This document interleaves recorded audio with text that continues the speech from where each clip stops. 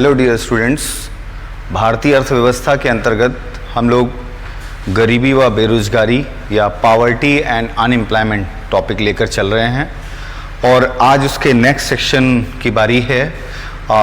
गरीबी या पॉवर्टी के बारे में मैंने काफ़ी कुछ आपको बताया था। अब लास्ट में सी रंगराजन समिति की रिपोर्ट के आधार पर क्या क्राइटेरिया है उसको मैंने आपको बताया था। आज लाइट नहीं है, सब कुछ जनरेटर के भरोसे चल रहा है, तो बहुत गर्मी का भी प्रभाव है। बट ये है कि मैं जैसा कि आपसे कहता रहता हूँ वही स्वयं के लिए भी लागू करने की कोशिश करता हूँ कि परिस्थितियाँ कोई भी हों, कार्य से पीछे नहीं हटना है। अपने कार्य को हमें, अपने कर्तव्य को हमें ईमानदारी पूर्वक करना है।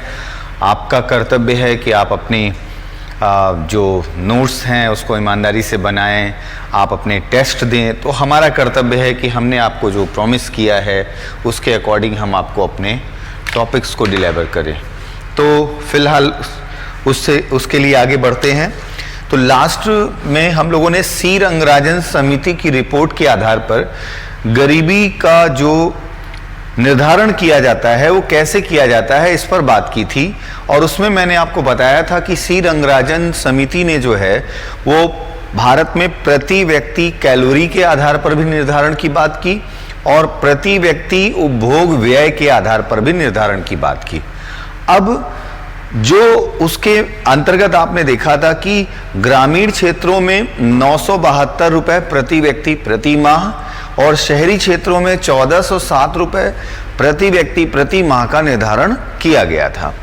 अब उस निर्धारण में क्या चीजें और इंपॉर्टेंट हैं, कुछ डेटा से रिलेटेड, आज पॉवर्टी से रिलेटेड कुछ इंपॉर्टेंट डेटा हैं जो हम लोग डिस्कस करेंगे, तो उस पर हम आते हैं। तो सी रंगराजन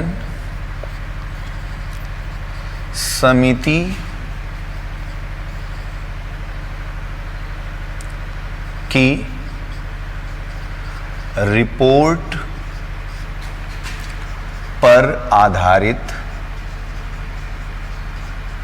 की रिपोर्ट पर आधारित गरीबी से संबंधित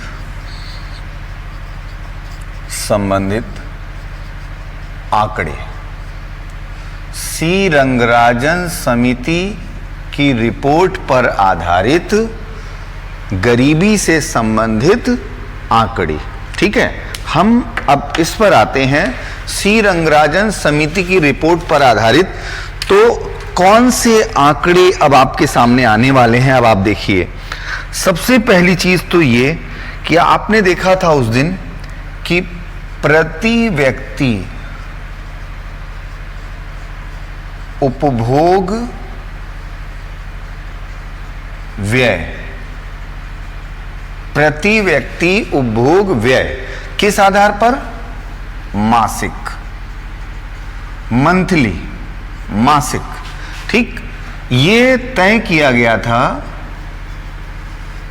ग्रामीण के लिए और शहरी के लिए। ठीक, तो प्रति व्यक्ति उपभोग ग्रामीण के लिए और शहरी के लिए मासिक आधार पर जो तय किया गया था, अगर हम उस पर आए, ठीक है, तो यहां अब सीधी सी बात है कि अगर हम यहां पर लिख सकते हैं प्रति व्यक्ति प्रति माह। ठीक, अब हम इसको, इस आंकड़े को जो है प्रति व्यक्ति उपभोग व्यय को हम और डिटेल में देखने जा रहे हैं। तो हमारा जो आंकड़ा है वो किससे संबंधित है?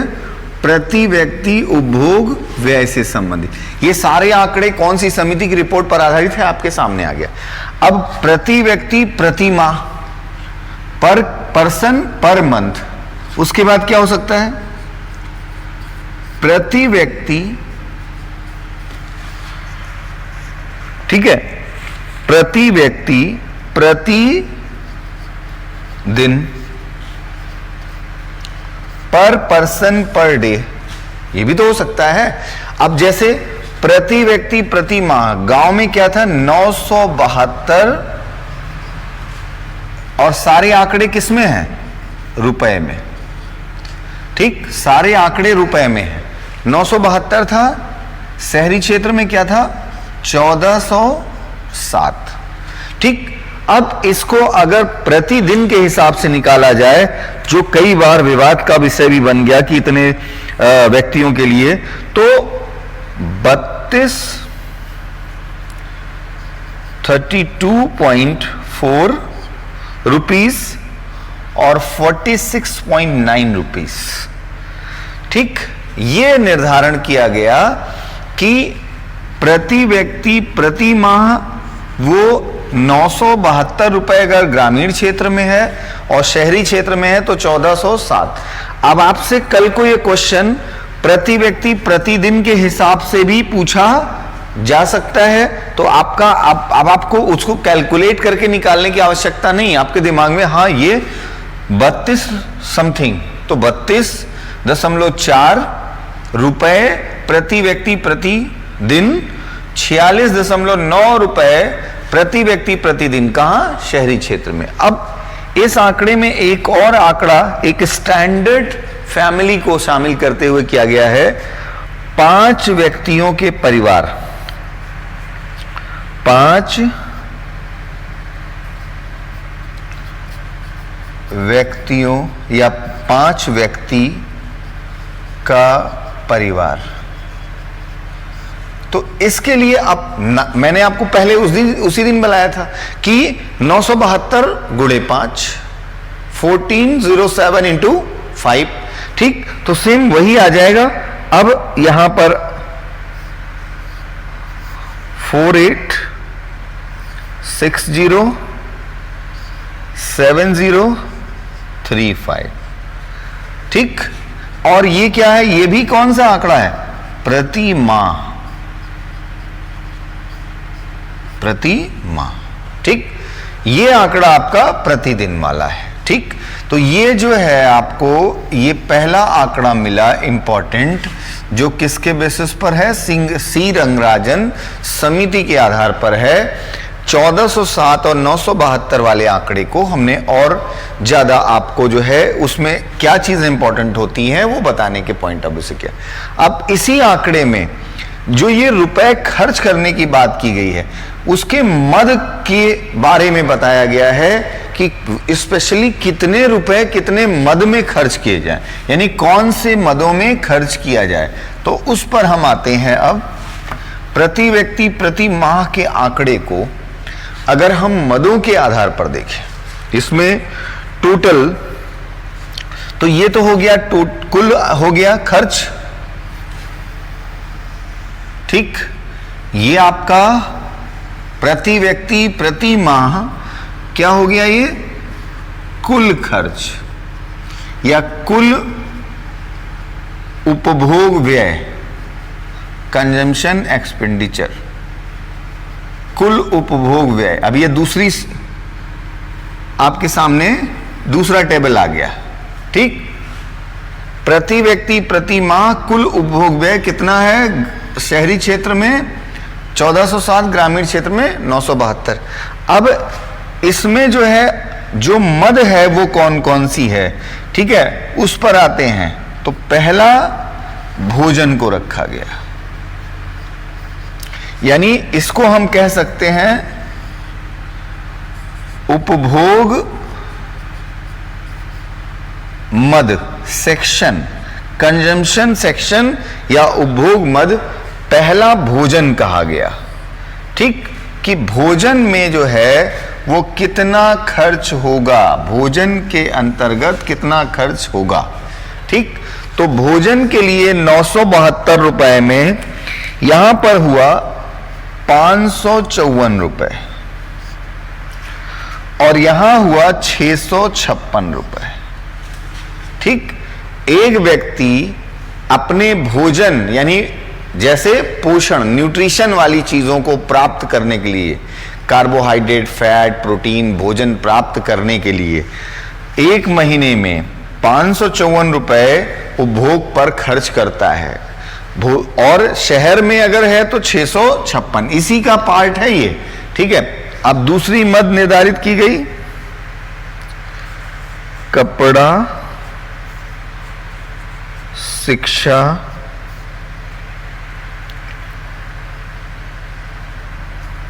स्वास्थ्य आदि।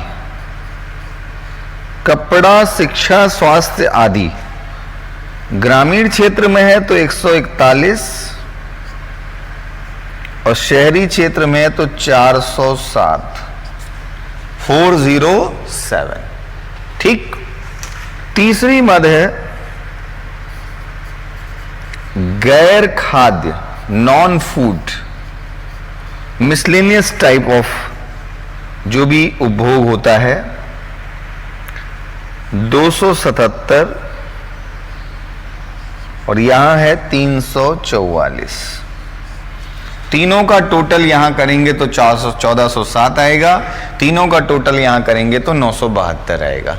ठीक, तो ये बच्चों आपके सामने जो है आप देख रहे हैं कि किस तरह से जो प्रति व्यक्ति प्रति माह का खर्च है उसको मुख्य रूप से 3 भागों में डिवाइड किया गया है। पहला भोजन, दूसरा कपड़ा, शिक्षा, स्वास्थ्य आदि जैसी चीजें, तीसरा खाद्य, गैर खाद्य मतलब इसके अतिरिक्त मुख्य रूप से जो भी नॉन फूड वाली हैं वो इसमें डाला गया। तो इसमें दिख रहा है कि इसका सबसे बड़ा भाग किस में जाता है? भोजन में।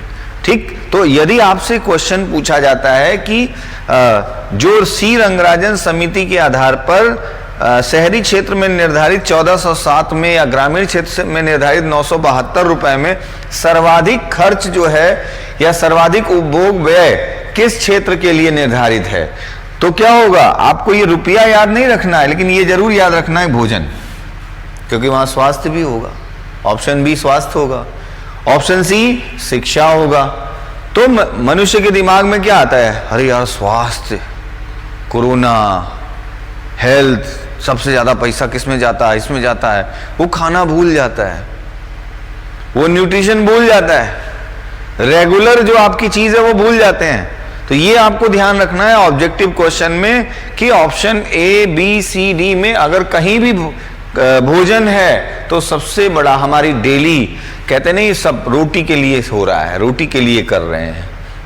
ठीक है, तो कहीं ना कहीं वो चीजें उससे जुड़ी होती हैं।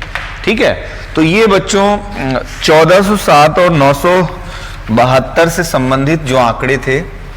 अब हम गरीबी से संबंधित कुछ और प्रमुख आंकड़ों की ओर चलते हैं। और ये डेटा हमेशा ध्यान रखना है आपको, जब तक कि नए डेटा अपडेट नहीं हो जाते अगले एग्जाम्स में ये डेटा आपके लिए इंपॉर्टेंट होंगे। ठीक, तो सबसे पहले अब इससे संबंधित आंकड़ों में भारत में गरीबी अर्थात BPL, बिलो पॉवर्टी लाइन। ठीक, तो भारत में जो गरीबी दर है या रेट है या बिलो पॉवर्टी लाइन, कितने लोग हैं कुल की अगर बात करें, यहां 3 तरह के आंकड़े आपके सामने आएंगे। कुल कितने लोग, ग्रामीण जनसंख्या का कितना भाग और शहरी जनसंख्या का कितना भाग। ये तीनों इंपॉर्टेंट हैं, गरीबी रेखा के नीचे हैं, ये हमेशा इंपॉर्टेंट रहा है। तो अगर हम देखें तो कुल जो है वो 29.5% जो अभी तक का गवर्नमेंट का आंकड़ा है उसके अनुसार। ठीक है, ये है। अगर हम देखें दूसरे नंबर पर ग्रामीण मैंने लिखा है 30.9 शायद, हाँ 9%, और शहरी 26.4%। ठीक, तो अगर ये पूछा जाता है कि भारत में वर्तमान में गरीबी दर कितने प्रतिशत है, तो आंसर होगा 29.5%। वर्तमान में भारत की कुल जनसंख्या का कितने प्रतिशत जनसंख्या बिलो पॉवर्टी लाइन है, तब भी क्या होगा 29.5%। भारत की कुल ग्रामीण जनसंख्या का कितना प्रतिशत गरीबी रेखा के नीचे है? 30.9%। भारत की शहरी जनसंख्या का कितना प्रतिशत? ठीक है, तो क्या होगा? 26.4%। ये तीनों आंकड़े इंपॉर्टेंट हैं आपके लिए। अब यहीं पर मैं यूपी के आंकड़े भी आपको दे दे रहा हूं। जो आने वाले यूपी के एग्जाम्स, चाहे वो लोअर सबऑर्डिनेट हो, मेंस की बात मैं कर रहा हूं, चाहे एसआई का एग्जाम हो, लेखपाल का एग्जाम हो, जो भी एग्जाम यूपी के होंगे, यूपी की जूनियर असिस्टेंट की वैकेंसी हो, अभी इन सब के लिए आप तैयार हो जाओ, क्योंकि 2022 में यूपी में इलेक्शन होने हैं। 2021 ही उत्तर प्रदेश में सबसे बड़ी भर्ती का वर्ष होगा, जब सबसे ज्यादा युवाओं को मौका मिलेगा रोजगार को प्राप्त करने का। क्योंकि आप चैप्टर पढ़ रहे हो ना, बेरोजगारी, बेरोजगारी को मिटाने का, बेरोजगारी को समाप्त करने का सबसे बड़ा मौका आपको बस ज्यादा नहीं, सितंबर, अक्टूबर, नवंबर, दिसंबर, बस 4 महीने के बाद आपको मिलने जा रहा है। मतलब इन 4 महीनों में आप एग्जाम्स की प्रक्रिया में शुरू हो जाओगे और 2021 में यदि आप ईमानदारी से कर्तव्य कर रहे हो, चीटिंग नहीं कर रहे हो, तो आप जरूर प्राप्त करोगे। इसलिए मैं चीटिंग बोलता हूं कि आज ही सुबह हम लोगों ने टेस्ट लिया एसएससी वालों का और बहुत सारे चीटर्स सामने आए। उनके मार्क्स देख के लग रहा है, उनकी जल्दीबाजी देख के लगता है 3 मिनट में 100 प्रश्नों के आंसर, 4 मिनट में, 5 मिनट में 100 प्रश्नों के आंसर चेक कर दे रहे हैं। सभी बैचेस में ऐसा हुआ है। तो ऐसे तैयारी करने वालों को कुछ नहीं मिलने वाला, श्योर है, ये जान रखो। ठीक है, तो इस चीज को आप यूपी के जितने भी, सबसे बड़ा स्टेट जो है हमारा, ये सबसे बड़ी, जैसे 2017 में एक बड़ी अपॉर्चुनिटी आई थी 2016 में, तो 2016 की तरह एक बहुत बड़ी अपॉर्चुनिटी आपके सामने आने वाली है 2021 में। 5 साल के बाद अपॉर्चुनिटी आती है, तो 21 में आने वाली है। अब कितना कर रहे हो आप, ये ध्यान रखो। ठीक है, क्योंकि अभी तक जो लोग जुड़े हुए हैं उसमें बहुत से कैंडिडेट्स जो है अब हो सकता है रिमूव हो जाएं, तो अपनी कनेक्टिविटी कैसे बनाएंगे वो वही जानेंगे। ठीक है, तो यूपी की अगर हम बात करें तो यूपी में टोटल पॉपुलेशन का जो 39.8% पॉपुलेशन जो है वो बिलो पॉवर्टी लाइन है। यानी कुल का आंकड़ा अगर हम कहें तो कुल इसको इधर भी कर दें हम, ठीक, तो 39.8। ठीक, अब अगर हम ग्रामीण की बात करें तो यूपी का जो डेटा है 38.1, और शहरी क्षेत्र की बात करें तो 45.7%। अब आपको देख रहा होगा कि जब हम पूरे भारत की बात कर रहे हैं तो पूरे भारत में शहरी क्षेत्र में गरीबी कम है, लेकिन जब हम यूपी में आ रहे हैं तो यूपी में शहरी गरीबी ज्यादा है और ग्रामीण गरीबी क्या है, कम है। ठीक है, ये आंकड़ा टोटल जो हमारी पॉपुलेशन है उसका 39.8% भाग गरीबी रेखा के नीचे है। ठीक, तो ये आंकड़ा हो गया भारत और यूपी से संबंधित।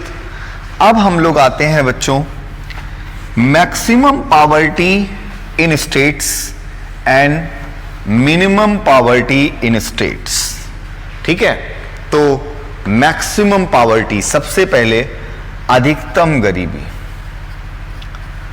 अधिकतम गरीबी दर वाले राज्य, मैक्सिमम पॉवर्टी वाले स्टेट। 5 स्टेट देख लेते हैं मैक्सिमम में, क्योंकि 3 वाला जमाना चला गया, 5-5 के आधार पर क्वेश्चन आते हैं। छत्तीसगढ़ पहले नंबर पर है, छत्तीसगढ़ 47.9% गरीबी है यहां पर। दूसरे नंबर पर मणिपुर, मणिपुर 46 ये पॉइंट में नहीं बट डिसेंडिंग ऑर्डर में आप याद रखो। तीसरे नंबर पर उड़ीसा, उड़ीसा 45.9%। चौथे नंबर पे मध्य प्रदेश, एमपी, मध्य प्रदेश 44.3%। और पांचवें नंबर पे झारखंड,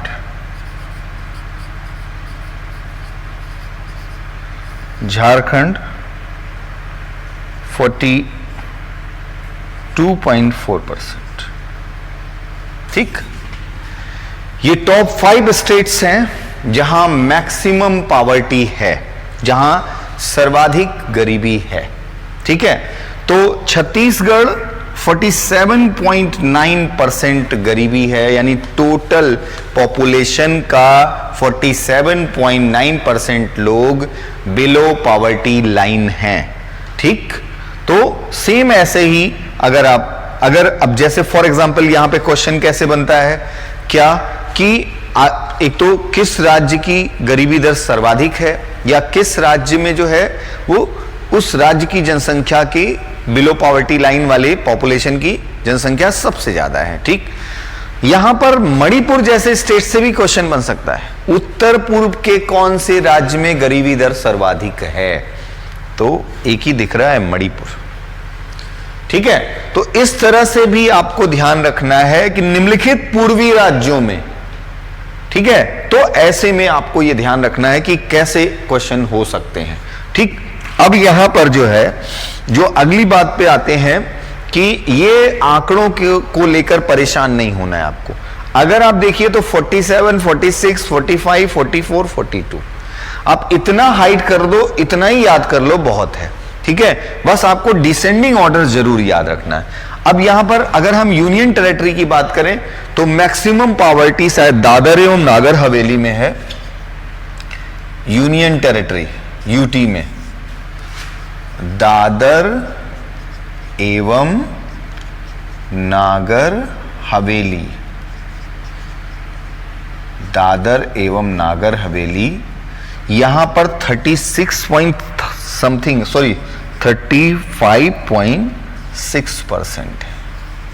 ठीक, तो मैक्सिमम इन यूनियन टेरिटरी, अब वहां आपको इससे ज्यादा की जरूरत नहीं, बस एक ही काफी है।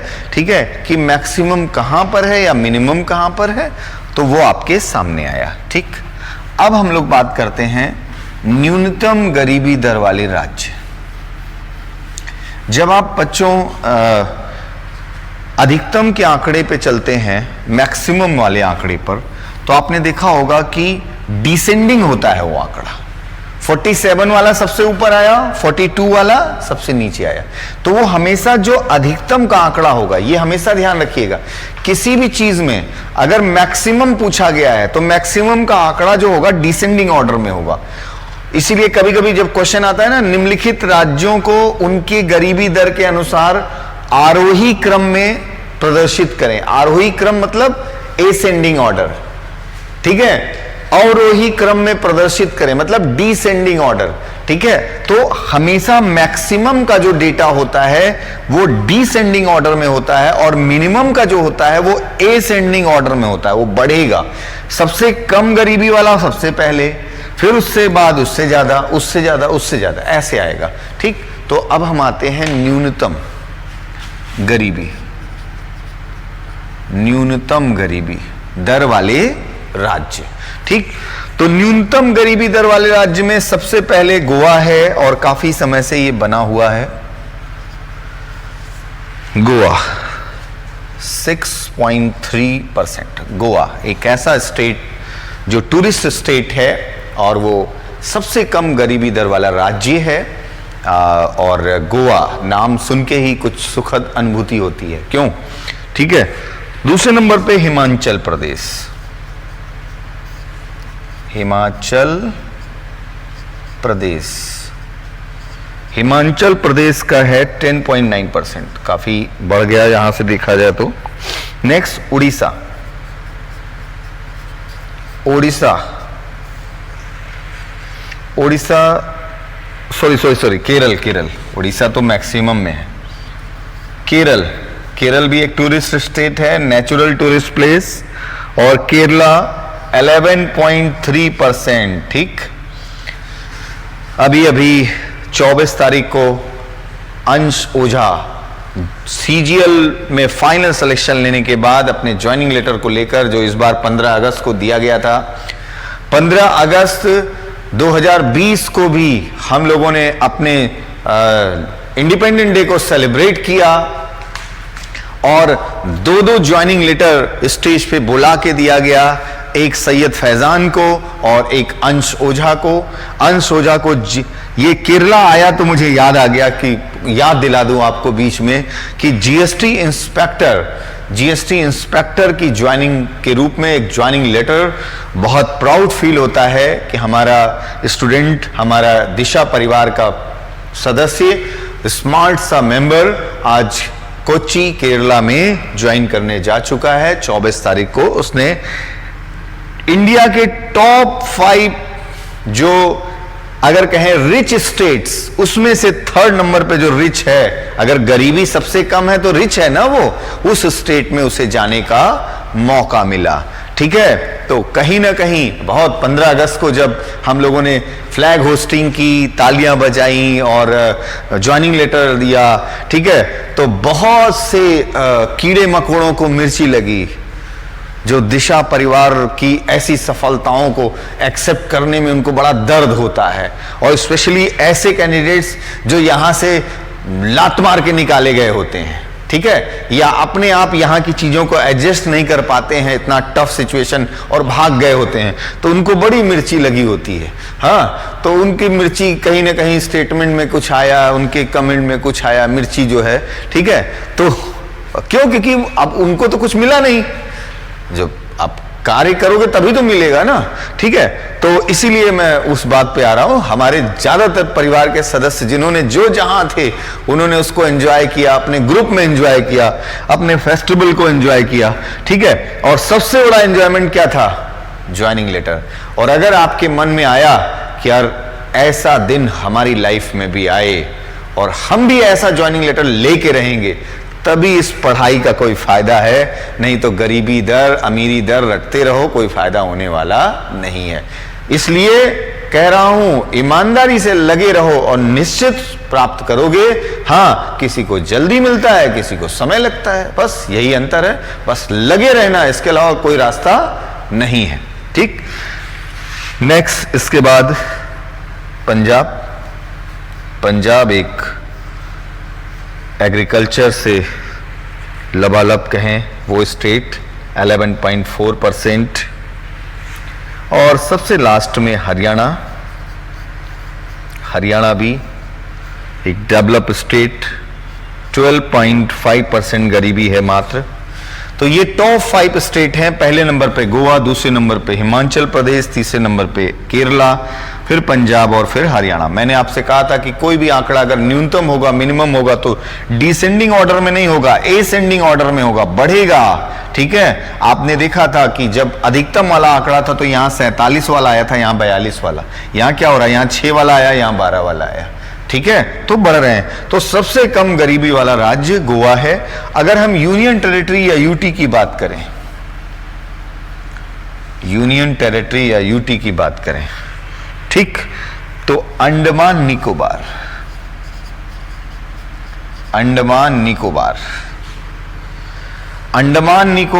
एक टूरिस्ट स्टेट के रूप में उभर रहा है, और जल्दी से कोरोना की स्थिति खत्म हो तो अब की बार अंडमान निकोबार जाना है, वहां भी घूमते हैं। और सबसे कम गरीबी दर वाले यूनियन टेरिटरी को देखा जाए, है कि नहीं है? तो एक एक करके देखते हैं। अभी फिलहाल गोवा देख लिया, हिमाचल देख लिया, पंजाब देख लिया, हरियाणा देख लिया, केरला हमारे बच्चे पहुंच चुके हैं, तो केरला हम बच्चों के रूप में देख चुके। अंश पहुंचे हैं, रवि मिश्रा पहले से हैं, विकास पहले से है। स्वागत करने के लिए दिशा परिवार के सदस्य केरला हो या जम्मू कश्मीर तैयार हैं आपके लिए। ठीक है, आप तैयारी करो वहां पहुंचने की। हाँ, हम तैयारी करें पहुंचने की, बाकी तो वहां पर स्वागत के लिए तैयार हैं। ठीक है, तो ये आंकड़े आपके मैक्सिमम और मिनिमम के बेसिस पर आए। अब बच्चों एक महत्वपूर्ण आंकड़ा और है जिस पर बात करते हैं। वर्ल्ड बैंक ने आपने देखा था पिछले लेक्चर में कि वर्ल्ड बैंक ने ये अपने डेटा में दिया कि 1.90 डॉलर से कम आय प्राप्त करने वाले प्रतिदिन व्यक्ति को गरीबी रेखा के नीचे माना जाएगा। ठीक है, ये किसने दिया? वर्ल्ड बैंक ने दिया। अब वर्ल्ड बैंक ने उसी के अनुसार आंकड़ा दिया है, क्योंकि वर्ल्ड बैंक पहले भी ये आंकड़ा दे चुका है। ठीक है, तो वर्ल्ड बैंक ने उसी के अनुसार, अपनी परिभाषा के अनुसार ये कहा है कि भारत में 12.4%, ठीक है, या ऐसा लिखें हम, भारत में कुल जनसंख्या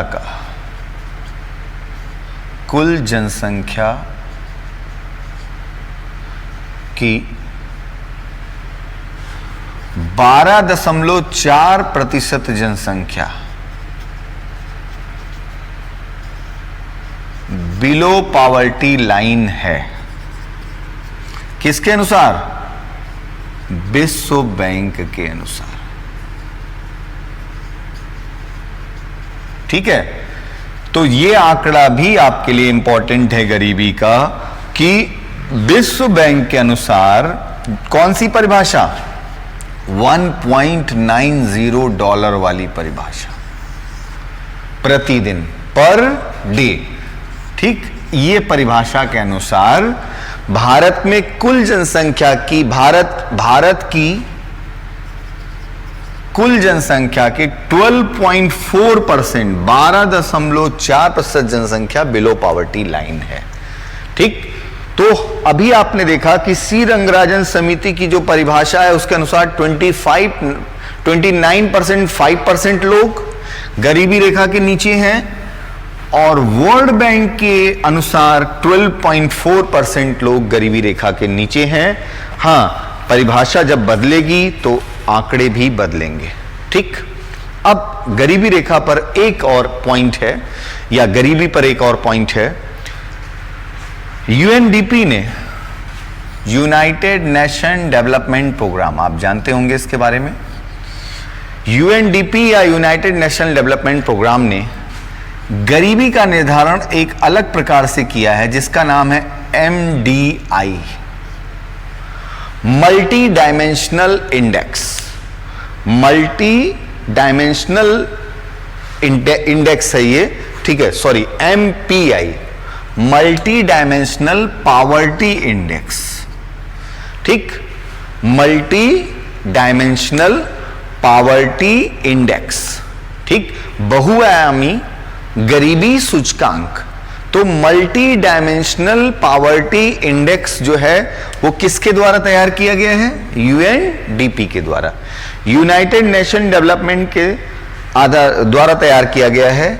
ये मल्टी डायमेंशनल पॉवर्टी इंडेक्स 3 संकेतों पर निर्भर है, 3 प्रमुख संकेतों पर निर्भर है। ठीक, मल्टी डायमेंशनल पॉवर्टी इंडेक्स 3 प्रकार के सिंबल या संकेतों पर या मेजरमेंट पर निर्भर है, आकलन पर निर्भर है। ठीक, पहला शिक्षा, दूसरा स्वास्थ्य, और तीसरा जीवन स्तर। जीवन स्तर, लाइफ स्टेटस। ठीक, शिक्षा, स्वास्थ्य और जीवन स्तर। ठीक, तो अब ये इंपॉर्टेंट है, इसलिए मैं आपको ये बता रहा हूं। तो सबसे पहली बात तो MPI क्या है? Multi dimensional poverty index. ठीक, किसके द्वारा तैयार किया गया? United Nation Development Programme. विश्व के लगभग 110 देशों का एक डेटा तैयार किया यूएनडीपी ने, और जिसमें भारत भी शामिल है। और जिसमें शिक्षा, अब शिक्षा इसके 10 अलग अलग इंडेक्स बनाए गए हैं। तो इसमें शिक्षा में जैसे कोई व्यक्ति शिक्षा प्राप्त करने के लिए कितने समय तक स्कूल गया, उसकी स्कूल या कॉलेज में उपस्थिति क्या रही। क्योंकि बहुत से लोग क्या करते हैं, एडमिशन ले लेते हैं लेकिन अपने रोजी रोटी के लिए काम करते हैं, तो वो शिक्षा उस स्तर पे नहीं मिली। इसका मतलब गरीबी है, तभी तो वो एडमिशन ले लिया, क्लास नहीं कर पा रहे, काम कर रहे हैं, बस खाली एग्जाम दे रहे हैं।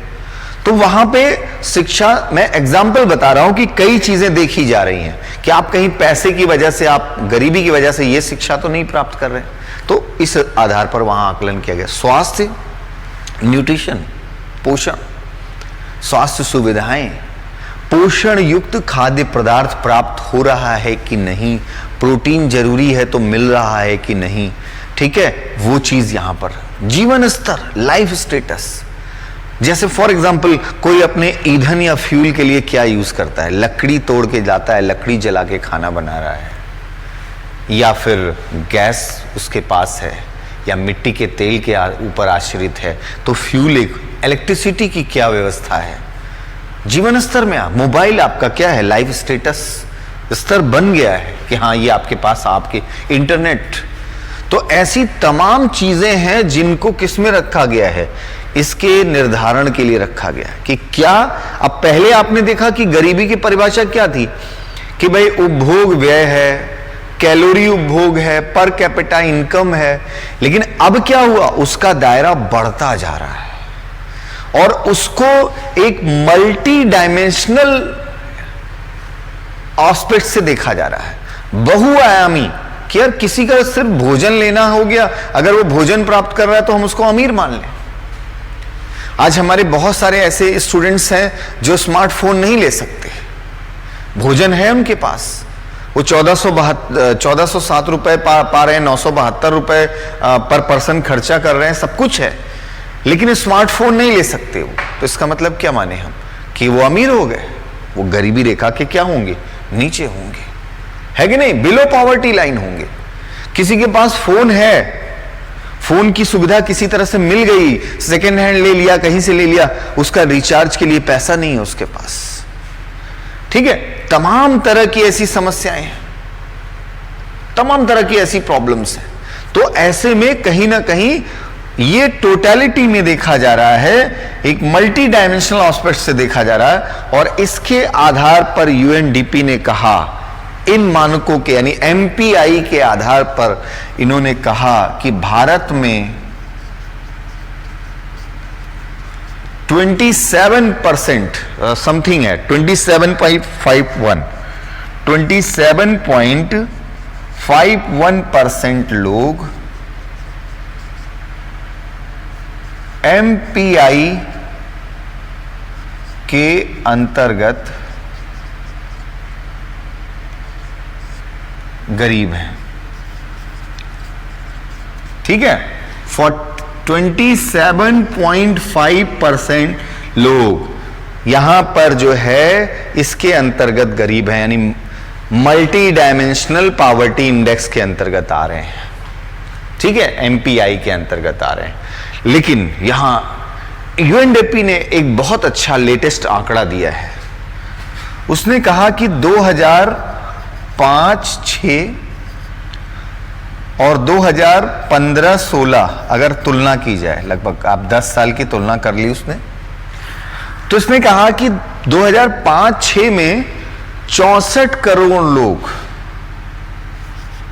इस दायरे में थे, किसके, एमपीएल के। 64 करोड़ लोग जो है एमपीएल के अनुसार गरीब थे। लेकिन 2015-16 में 36 करोड़ लोग अब एमपीएल के अंतर्गत रह गए, 36 करोड़, यही 27.51% है, ठीक है। 36 करोड़ लोग जो है अब एमपीएल के अंतर्गत रह गए हैं। इसका मतलब 10 साल में आप देख रहे हैं कि कितनी तेजी से सुधार हुआ है। पहले ये पॉपुलेशन कितनी ज्यादा, ठीक है, ये करोड़ की बात है, कितने करोड़ लोग जो है वो इसके अंतर्गत थे, ठीक। ये आंकड़ा भी यूएनडीपी के द्वारा दिया गया है लेटेस्ट डेटा के अंतर्गत, ये समीक्षा की गई है। तो इस प्रकार इसका मतलब यह है कि भारत में शिक्षा क्षेत्र में सुधार हुआ है, लोगों को शिक्षा प्राप्त हो रही है, और सच में ऐसा जो पॉजिटिव है उसको पॉजिटिव कहा जाएगा। ऐसी फैमिली के लोग अब शिक्षा प्राप्त कर रहे हैं जो कभी सोच भी नहीं सकते थे। आज शिक्षा जो है वो व्यापक स्तर पर बढ़ी है और हर वर्ग उसका लाभ उठाने की कोशिश कर रहा है और प्राप्त कर रहा है। स्वास्थ्य, हेल्थ, आज बहुत से न्यूट्रिशन के माध्यम बने हैं, लोग प्राप्त कर रहे हैं, पहले और अब में अंतर आया है। और जीवन स्तर की बात करें तो उसका सबसे बड़ा संकेत मोबाइल है। आप अपने आप से समझ सकते हो, उसको बहुत ज्यादा मुझे एक्सप्लेन करने की आवश्यकता नहीं है, ठीक है। तो अगर बच्चों हम भारत के परिप्रेक्ष्य में देखें तो भारत में गरीबी जो है उसके 3 आंकड़े आपके सामने आए। भारत में गरीबी के, पॉवर्टी के 3 आंकड़े आए।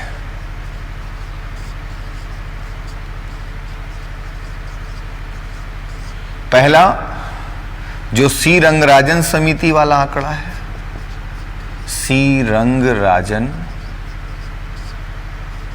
कितने परसेंट? 29.5%, यही तो था ना, 29.5%। दूसरा आंकड़ा विश्व बैंक, क्या था? 12.4%। तीसरा आंकड़ा यूएनडीपी एमपीआई 27.5%। ठीक, ये 3 डेटा आपके सामने आए। और जब भी पूछा, अगर ये पूछा जाए भारत में गरीबी दर कितने प्रतिशत है, कितने परसेंट लोग बीपीएल के अंतर्गत हैं, तो आप इसके अनुसार, ये कुछ नहीं लिखा गया, रंगराजन बैंक कुछ नहीं लिखा गया है, तो आप क्या आंकड़ा दोगे? भारत में जो है ऑफिशियल और ऑथेंटिक कौन है? ये है ना। लेकिन अगर ये पूछा जाए according to World Bank, according to UNDP MPI, ठीक, तो फिर आपका आंसर आप समझ सकते हो कि कैसे आएगा। ठीक, तो ये बच्चों पॉवर्टी से रिलेटेड आपके सामने जो चीजें महत्वपूर्ण थी वो मैंने आपको प्रदान करने की कोशिश की। अब अगला टॉपिक आप में से मैक्सिमम लोगों से जुड़ा हुआ है, बेरोजगारी। बेरोजगारी ये मैक्सिमम लोगों से जुड़ा हुआ है। जो भी बच्चे आज कंपटीशन की पढ़ाई कर रहे हैं उनमें मैक्सिमम से जुड़ा हुआ है। तो गरीबी और बेरोजगारी टॉपिक था। गरीबी से रिलेटेड जो भी इंपॉर्टेंट चीजें थी मैंने आपको बताई। चलते हैं बेरोजगारी की ओर। बेरोजगारी से संबंधित जो तथ्य इंपॉर्टेंट हैं उस पर आते हैं। तो देखिए, सबसे पहली चीज तो ये बेरोजगारी के बारे में, अनएम्प्लॉयमेंट या बेरोजगारी जो है वो सामान्य स्थिति में अगर हम कहें कि क्या है, व्हाट इज अनएम्प्लॉयमेंट, ठीक, तो एक सामान्य परिभाषा है कि यदि व्यक्ति को उसकी क्षमता और योग्यता के अनुसार कार्य नहीं प्राप्त हो तो उसे बेरोजगार कहेंगे। ये एक सामान्य परिभाषा है कि यदि किसी व्यक्ति को उसकी क्षमता और योग्यता के अनुसार कार्य की प्राप्ति नहीं होती तो उसे बेरोजगारी माना जाता है। ठीक, लेकिन अर्थशास्त्री जो है, जो इकोनॉमिस्ट है, वो क्या परिभाषा देता है? वो कहता है यदि किसी व्यक्ति के कार्य का जो निर्गत है, आउटपुट है, वो शून्य है, 0 है, तो वो बेरोजगार है। समझ गए आप? दोनों परिभाषा में अंतर है। एक व्यक्ति को कार्य नहीं प्राप्त हो रहा है तो बेरोजगार हो गया। एक व्यक्ति, अर्थशास्त्री कहता है, कार्य कर रहा है लेकिन उसकी प्रोडक्टिविटी अगर शून्य है, 0 है, तो वो बेरोजगार है। ठीक, तो इस तरह से अब बेरोजगारी की बात आती है। अब इसके बाद आता है कि बेरोजगारी के कारण क्या है। कौन से फैक्टर्स हैं, मेन फैक्टर्स कौन से हैं बेरोजगारी के, क्योंकि आपको यह समझना होगा और उस पर क्वेश्चंस अगर प्री हो या मेंस हो या ऐसे लिखना हो अगर आपको तो पूछा जाता है, तो आपको कल को ऐसे भी लिखना होगा मेंस में भी, तो आपको उसका उत्तर देना होगा। तो अगर हम बेरोजगारी का अगर हम कारण अपने देश की बात करें अगर, तो सबसे ज्यादा बड़ा कारण क्या है? तीव्र जनसंख्या वृद्धि दर। ठीक, पॉपुलेशन, जनसंख्या ग्रोथ, जनसंख्या वृद्धि एक सबसे बड़ा कारण है। रिसोर्सेस कम, पॉपुलेशन ज्यादा। तो अगर ऐसा होगा तो क्या होगा? भाई सीधी सी बात है कि आपके पास रिसोर्स कम है, पॉपुलेशन ज्यादा है, तो प्रोडक्टिविटी तो ज्यादा लोगों की जीरो ही होगी। तो एक बहुत बड़ा कारण है। हम कई बार तुलना करते हैं अपने देश की अमेरिका से, अगर तुलना करें, अगर हम ब्रिटेन से, फ्रांस से, ऑस्ट्रेलिया से तुलना करें, तो तुलना करने का कोई मतलब नहीं है। बहुत लोग बहुत आसानी से कह देते हैं यार वहां तो ये अच्छा है, यहां ये अच्छा है। अरे पहले अपनी पॉपुलेशन तो देखो। जो हमारे यहां की सबसे बड़ी समस्या है वो क्या है? पॉपुलेशन। और आज तक ये दुर्भाग्य है भारत का, हमारा दुर्भाग्य है कि आज तक भारत में पॉपुलेशन कंट्रोल की कोई पॉलिसी नहीं इंप्लीमेंट हो पाई। बनी बहुत, इंप्लीमेंट नहीं हो पाई। और वो सबसे हर समस्या का कारक जनसंख्या, एक बहुत बड़ा कारण। क्योंकि जिन हम विकसित देशों की बात करते हैं, वहां ये अच्छा है, वहां ये अच्छा है, वहां की सबसे बड़ी चीज क्या है? वहां पे पॉपुलेशन कम है और रिसोर्सेज ज्यादा है। हमारे यहां रिसोर्सेज कम, पॉपुलेशन ज्यादा। ठीक, तो ये पहला रीजन है। दूसरा, उचित शिक्षा का अभाव, एजुकेशन। आज क्यों बात हो रही है कि जो है वो NEP, नेशनल एजुकेशन पॉलिसी 2021 में नए सिरे से आएगी और शिक्षा में एक व्यापक सुधार की आवश्यकता है। क्यों? क्योंकि शिक्षा एक बहुत बड़ा कारण है रोजगार प्रदान करने का। आज भारत में सबसे ज्यादा अगर कोई बेरोजगारी है तो कौन सी बेरोजगारी है? शिक्षित बेरोजगारी है। लोग शिक्षा प्राप्त करके बेरोजगार हैं क्योंकि उचित शिक्षा नहीं प्राप्त हुआ। तकनीकी शिक्षा, टेक्नोलॉजी एजुकेशन सिर्फ नाम का है। आप देख लो, तमाम तरह के इंजीनियरिंग कॉलेजेस, तमाम तरह के जो है ITI, तमाम ऐसे टेक्निकल प्रोफेशनल इंस्टीट्यूट्स जो है वो खुले हुए हैं जहां सिर्फ डिग्री से मतलब है बच्चों को। अगर वो कॉलेज पढ़ाना भी चाहें तो भी प्रॉब्लम है। अब आप सोचो, तो जब ये संस्कृति बन गई है तो शिक्षा से रोजगार की आशा रखना, अपेक्षा रखना कहीं ना कहीं प्रॉब्लम है। तो एक बहुत बड़ा कारण है उचित शिक्षा का अभाव, और इसीलिए एजुकेशन रिफॉर्म की बात की जाती है कि कहीं ना कहीं रिफॉर्म करना होगा। ठीक, अब अगर हम बच्चों इसके अलावा बात करें, आज भारत के परिप्रेक्ष्य में हम लोग बात कर रहे हैं, तो निम्न औद्योगिक विकास दर, इंडस्ट्रियल डेवलपमेंट रेट गिर रहा है। आप देखिए GDP का क्या हाल हो रहा है। तो जब तक इंडस्ट्रियल ग्रोथ ज्यादा नहीं होगी तो रोजगार के, एम्प्लॉयमेंट के ऑप्शन नहीं बनेंगे। तो निम्न औद्योगिक विकास दर एक बहुत बड़ा कारण है। ठीक है, औद्योगिक विकास दर ज्यादा होगी, प्रोडक्शन करने के लिए लोगों की जरूरत होगी, रोजगार मिलेगा, निर्यात ज्यादा से ज्यादा हो।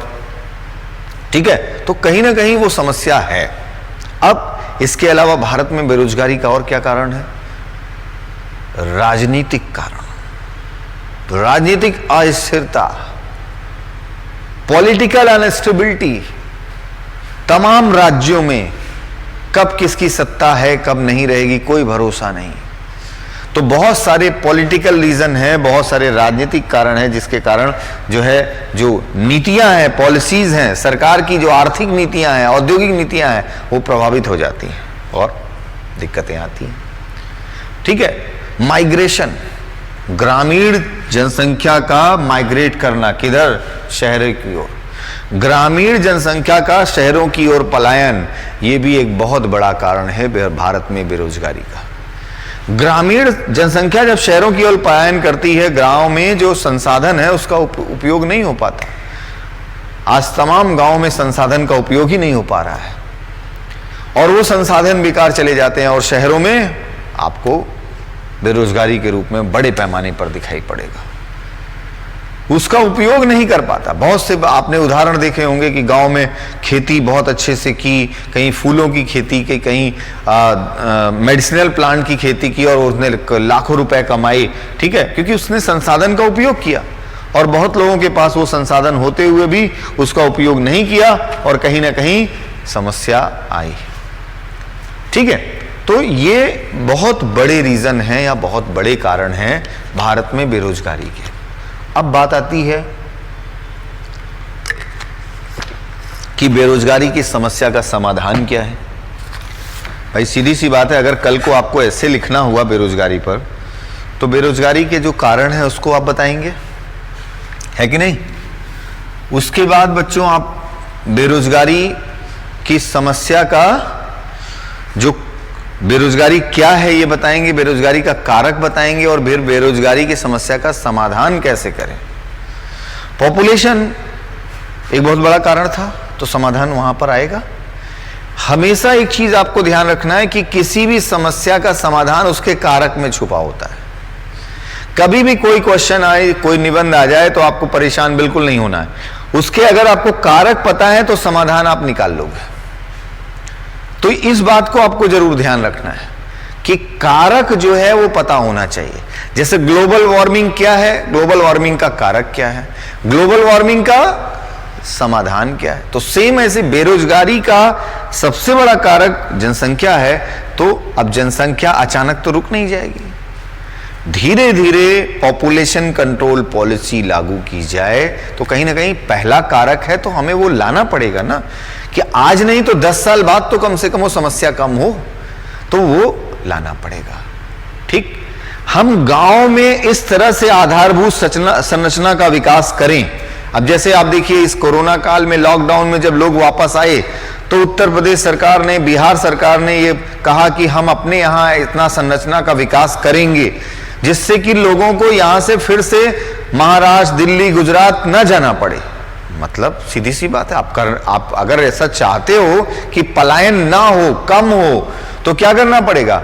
हमें अपने रूरल इंफ्रास्ट्रक्चर का डेवलपमेंट करना पड़ेगा, ग्रामीण संरचना का विकास करना पड़ेगा, जिससे ज्यादातर लोगों को अपने ग्रामीण क्षेत्रों में रोजगार की प्राप्ति हो पाए और उनको शहरों की ओर या नगरों की ओर पलायन ना करना पड़े, ठीक है।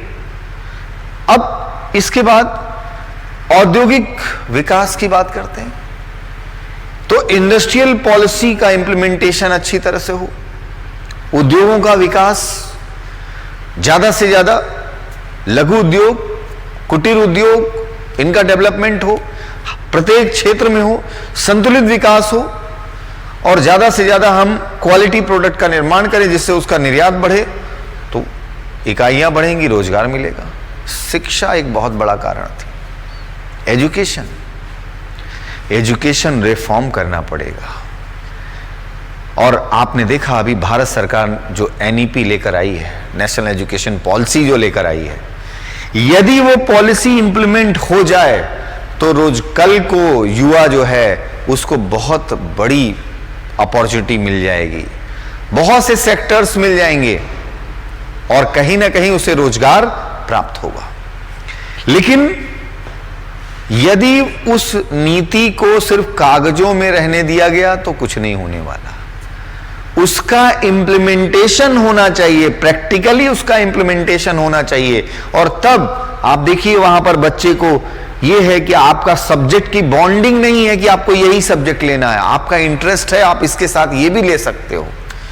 अभी क्या था, साइंस मतलब साइंस, आर्ट्स मतलब आर्ट्स, कॉमर्स मतलब कॉमर्स। अभी नहीं यार, उसका इंटरेस्ट है, ये सब्जेक्ट लेके चलना चाहता है, इसमें कुछ करना चाहता है, चलो ठीक है करो तुम।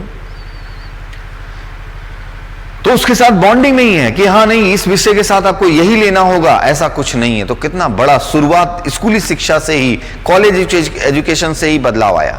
तो ऐसे में इंटरेस्ट के आधार पर एजुकेशन होगा और फिर उसके बाद वो रोजगार परक शिक्षा होगी। वो सिर्फ एकेडमिक शिक्षा, कागजी शिक्षा नहीं रह जाएगी, डिग्री वाली शिक्षा नहीं रह जाएगी। अगर ऐसा होता है तो कहीं ना कहीं रोजगार की प्राप्ति होगी। तो इसलिए एजुकेशन रिफॉर्म बहुत बड़ी जरूरत है बेरोजगारी को समाप्त करने के लिए।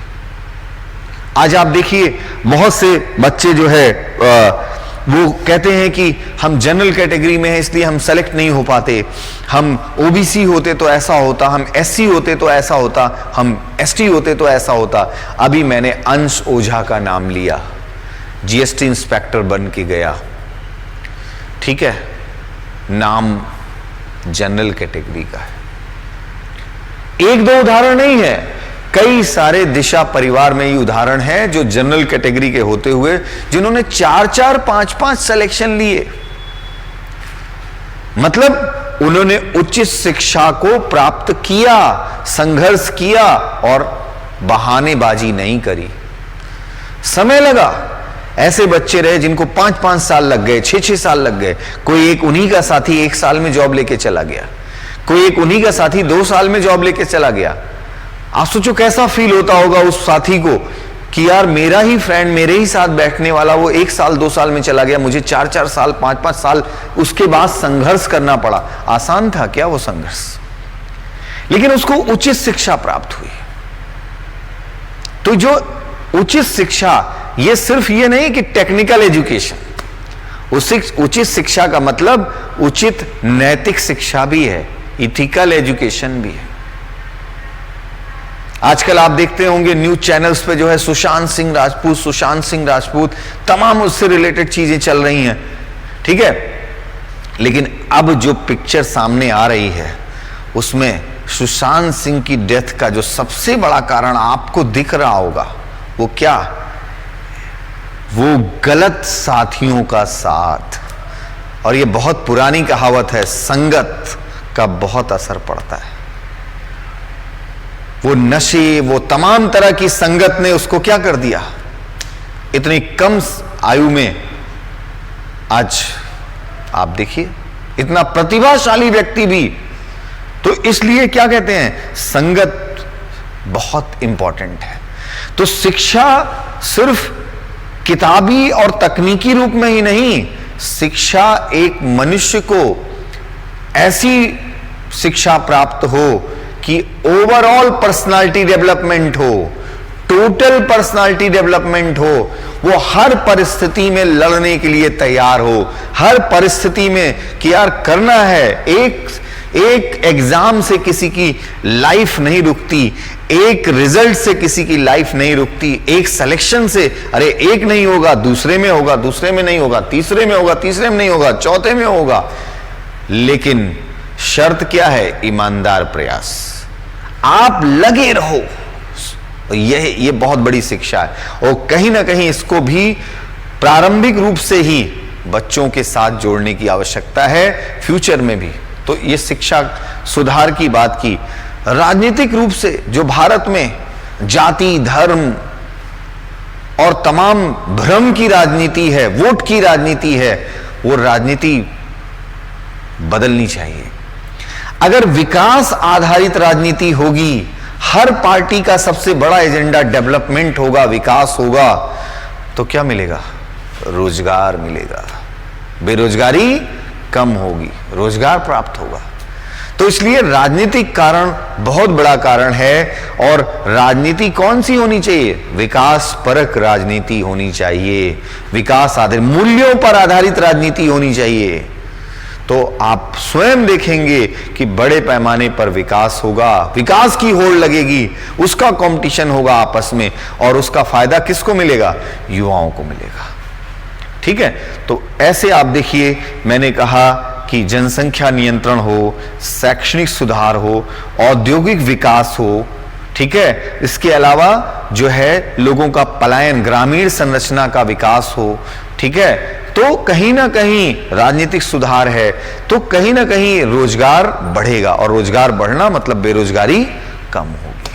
ठीक, तो बच्चों आज हम लोगों ने जितना भी डिस्कस किया है उसको आप की पॉइंट्स के रूप में नोट करिएगा।